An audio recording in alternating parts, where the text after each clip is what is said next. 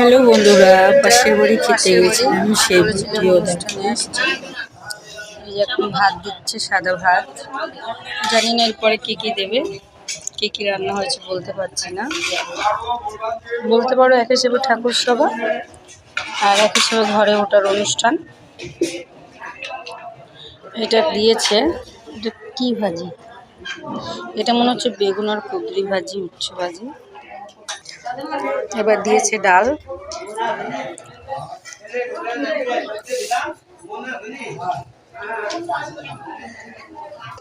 এখন দিল মাছ, এটা শায়দ রুই মাছ, আর সঙ্গে আলুর ঝোল। মাছের ঝোল হলো, মাছ ভাজি এক্সট্রা, মাছের ঝোল আলাদা।